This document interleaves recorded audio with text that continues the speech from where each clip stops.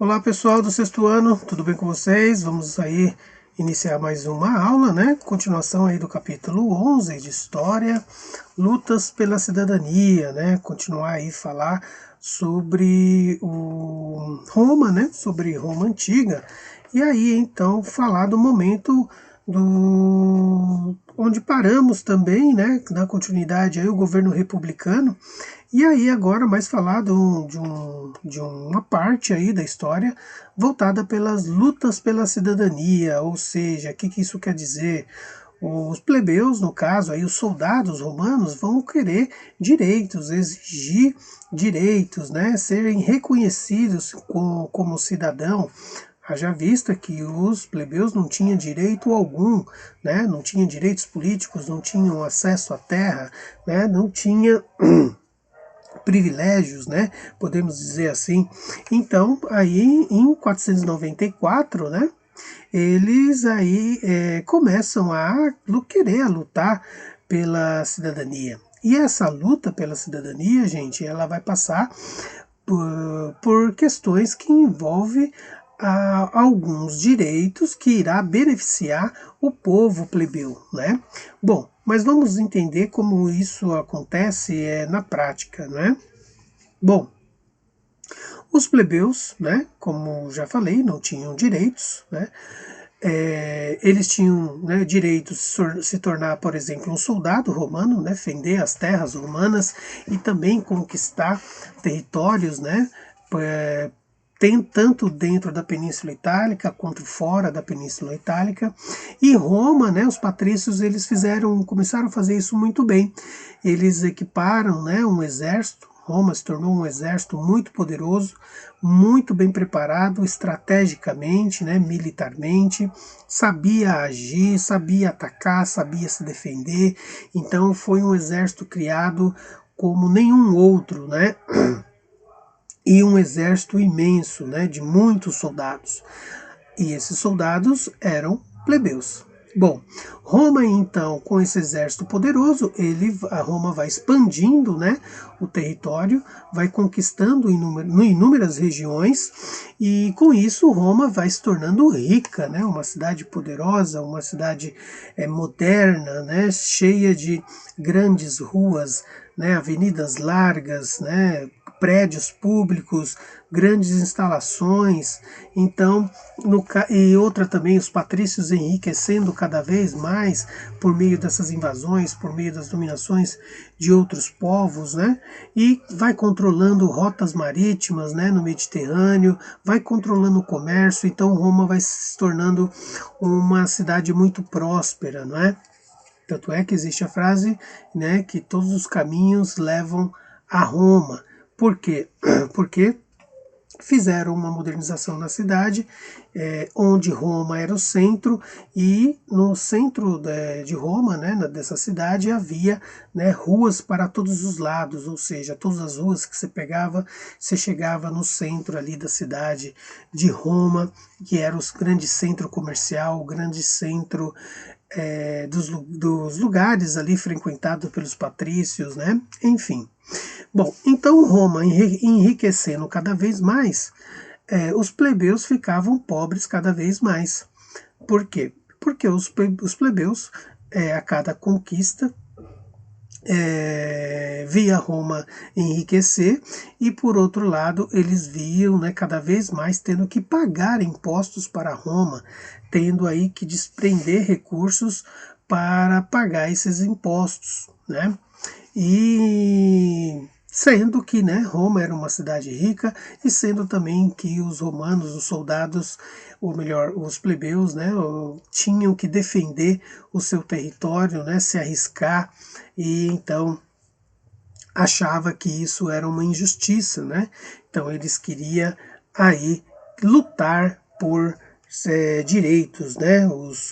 Os plebeus, né, os soldados começam a se reunir e então começam a questionar o poder, né, de Roma, os patrícios, né, e dizer o seguinte: olha, nós servimos a Roma, né, por meio do exército, e ao mesmo tempo essa cidade se torna tão rica e, por outro lado, os plebeus tão pobres, né, sem direitos a nada. Então, os soldados também queriam representatividade, queriam direito à terra também, queria ter direito a participar da política, né? Então, as exigências começam a ser muitas, né? Bom, e aí, então, essas exigências chegam até os patrícios. Os patrícios não dão ouvido para os plebeus, para os soldados, né? Não atende às suas reivindicações, não atende seus desejos. Então, o que começa a ocorrer? Né? Começa a surgir, então, uma organização aí de grandes militares, né? Para fazer uma espécie de greve, né? Ou seja, eles viram que os patrícios dependiam muito deles e em torno das guerras, das invasões, das expansões, né? E se não houvesse mais exército, né? Na Roma seria uma cidade frágil, né? Poderia sofrer invasões de outros povos e os patrícios temiam muito isso, né? Bom, mas os patrícios começaram a testar, né, e ver até onde os soldados, né, os plebeus iam com essa greve. Então foi feita a greve, né, paralisaram por algum tempo. Os patrícios começam a ver que os soldados estão irredutíveis, né, não querem parar a greve, e aí então começa-se a ver uma negociação, né? Caso os patrícios revisse, né? O revisse não, caso os patrícios dessem direitos aos soldados, os soldados sairiam da greve e iria então fazer parte novamente do exército, né? Então a greve, no caso aí, só iria acabar dessa forma, né? Então os plebeus começaram então a fazer essa negociação, os patrícios começaram a ouvir, né, os plebeus, e aí então começa a surgir, né, as primeiras formas de participação política dos plebeus no governo romano, né? Então aí vai surgir a magistratura, né, formada aí pelo chamado do tribuno da plebe, né? O tribuno da plebe vai ser aquele homem responsável por participar, né, da assembleia, no caso aí vai ser escolhido pelos plebeus esse tribuno da plebe, então vai ser um representante dos plebeus na assembleia, né, no governo, vai ter poder de veto, né, de vetar leis, de proibir leis, leis essas que podem vir a prejudicar os plebeus, né? Então esse tribuno da plebe vai ter esse direito perante a Assembleia, né? E daí por diante começaram também a exigir pouco a pouco mais direitos, né? Direitos, por exemplo, como a lei das 12 tábuas, ou melhor, começou a exigir também, né, algumas leis, né, que vai para poder fazer ter Roma ser uma cidade mais justa, né, com o seu povo, né? Então aí os plebeus exigem a lei das 12 tábuas, que é a lei escrita, né? E não aquela lei que fica somente a cargo, né, dos patrícios. Então a lei das 12 tábuas era o quê? Pegar uma lei, colocar ela escrita, né, para que todos conheçam a lei. Porque antigamente o que acontecia? Existia leis, só que a lei ela não estava escrita, então aquele patrício, né, que dependendo do julgamento fizesse com alguém, ele poderia interpretar a lei de acordo com o seu entendimento. Então isso cairia em injustiça. Então a lei ora defendia alguma coisa, né, de um jeito, ora defendia uma coisa de outro jeito. Ora uma pena era aplicada de um jeito, ora uma pena era aplicada de outro jeito. Então não tinha uma um critério para se aplicar uma lei, para se punir alguém, porque não existia, né, nada escrito, não dava para interpretar a lei, né? Então as sentenças ocorriam, né, as punições ocorriam de acordo com os interesses dos plebeus, né? Então a lei ocorria assim em Roma. Bom, outro detalhe foi que os direitos dos plebeus tinha que estar escrito, né, em algum lugar, né, em algum documento, né, tinha que estar lá. Depois conseguiram a lei da Canuleia, né, ou seja, uma lei que pudesse permitir o casamento entre romanos, né, patrícios e plebeus, né, algo que não acontecia, né. Então foi feito isso. Esqueci de mostrar para vocês aqui, pessoal. Aqui é o momento onde, né, um soldado romano está discursando, né, o comandante romano está discursando para os outros soldados romanos no contexto daquela greve que eu falei para vocês, né? Aqui é o momento de greve que eles estavam fazendo. Bom, voltando às leis, então, fez a lei da Canuleia, que permitia o casamento entre patrícios e plebeus.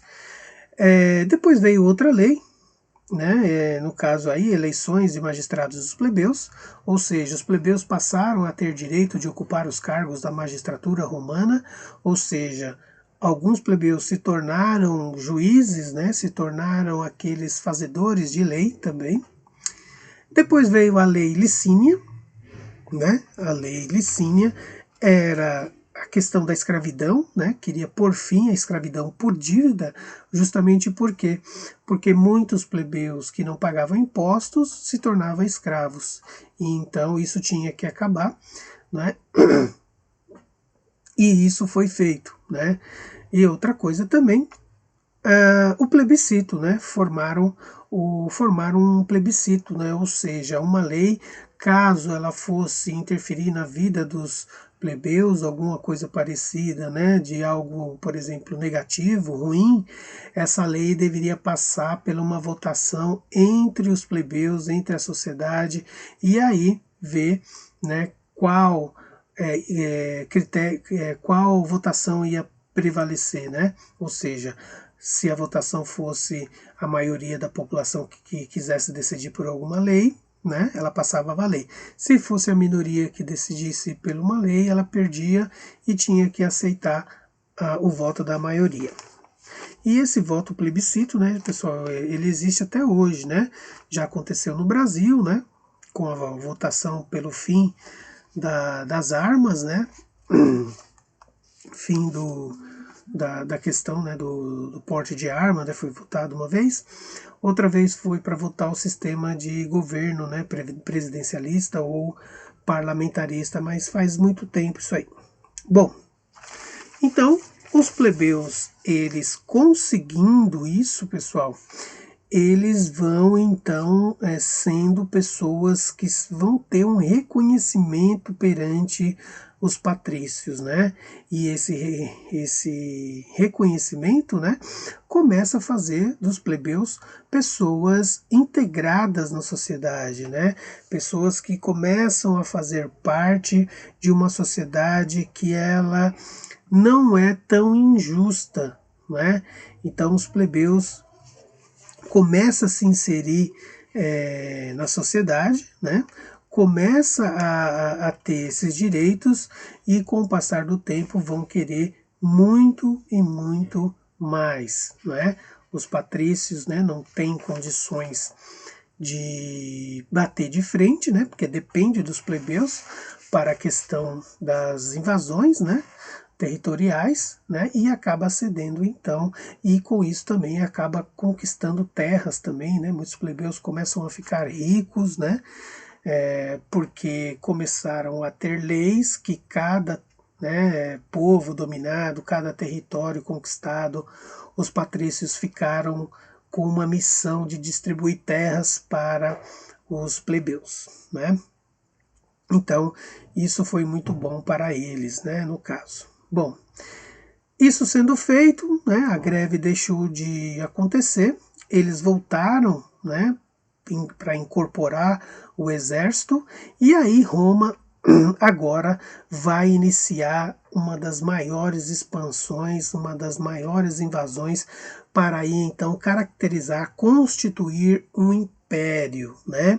Mas calma, vamos ainda estar dentro do governo república, não é? Mas enfim, na república começa, né, a haver uma política de ordem, né, de caráter imperialista, que não vai ser mais só dominar a região ali onde está Roma, e sim expandir as fronteiras, que vai resultar, né, depois vai continuar, né, mais à frente no Império Romano, e aí vai demonstrar para a gente que o Império Romano, né, quando ele se consolida, ele vai ser o maior já visto até o momento, né? Vai superar, né, ou melhor, superou até o de Alexandre o Grande.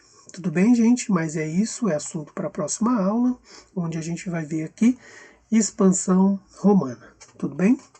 Então é isso, façam suas anotações, dúvidas também anotem, e aí depois no chat faremos uma atividade sobre isso. Tudo bem, pessoal? Então é isso, tudo de bom, até mais.